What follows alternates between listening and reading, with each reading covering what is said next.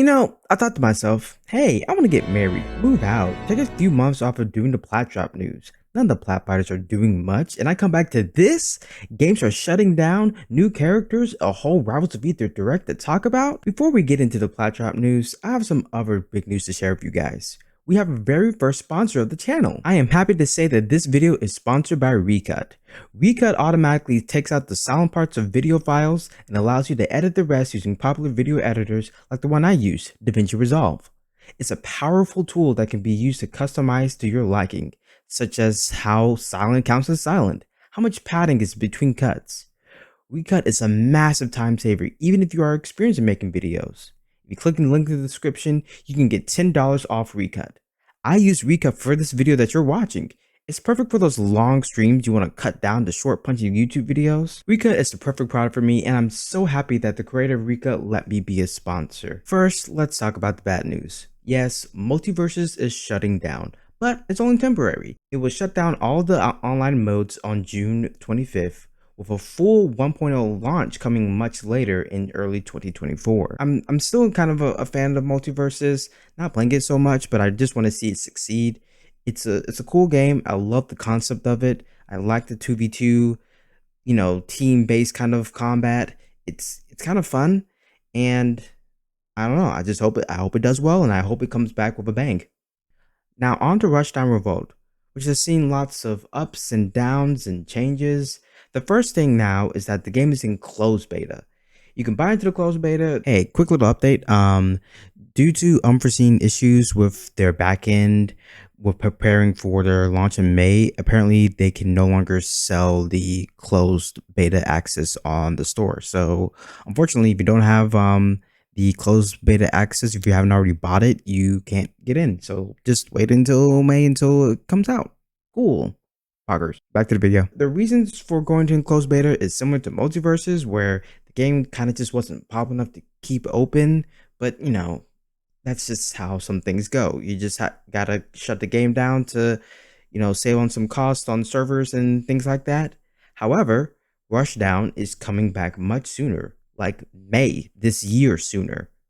Also, there's a new character you can play now called Torment.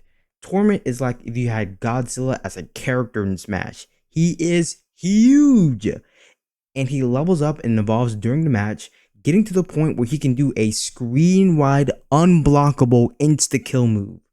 He's pretty fun. We've been getting weekly posts about the 1.0 launch, so let's talk about a few things about the launch. First thing is that the shields have a very different look, and now there's a hard knockdown state, more akin to the mainline Smash games.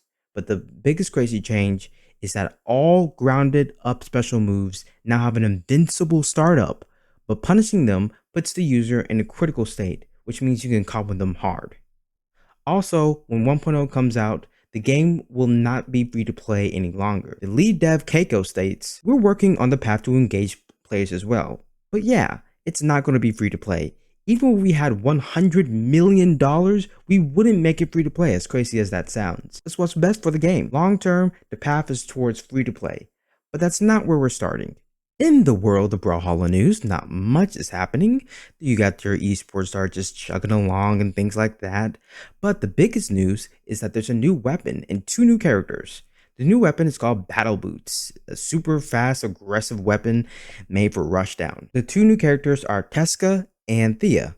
Teska is a luchador wrestler that uses battle boots and gauntlets with big flashy finisher sigs. He is super fun and super funny as to play as. Thea is the fastest character in the game, using battle boots and rocket lance with 9 speed and able to go to 10 speed. She's super fast and she's really fun, and the only character that makes me have fun playing rocket lance, because I hate rocket lance. I just hate that. I hate that weapon. I'm sorry. Big news for Rivals of Aether. They had their annual Rivals of Aether Directs on April 1st, April Fool's Day. If you didn't know, the joke is that they post something that's actually going to happen. This time, actually, they mixed it up by showcasing a bunch of indie games that are getting Rivals related stuff in their games. I'm most excited for another Crab's Treasure. I played Acro Crab's previous game called Going Under, and it is super good. If you haven't played that, it's a really good roguelite, very fun. it basically cranks up the breaking mechanic from Breath of the Wild up to like 11, where everything is a weapon, but everything like breaks in like 4 or 5 hits. So it's a really fun game. Rivals of Aether 1 has a new stage skin modeled after the new Aether Studios game, Dungeons of Aether. It looks pretty nice. I'm gonna get that as soon as I get Dungeons of Aether.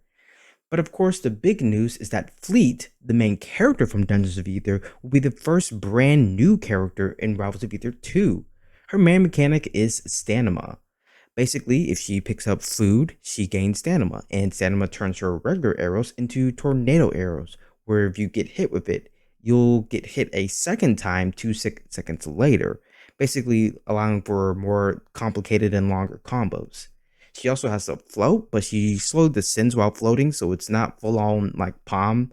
But she looks very fun. I can't wait for Rivals 2. Rivals 2, guys, is gonna be it's gonna be crazy, and I'm really excited for that game. You can tell, and yeah, one thing is that I love is that everyone thought that the dice mechanic was gonna be like an RNG mechanic, and it's not, and I'm very glad about that because I don't like RNG mechanics in my competitive fighting games.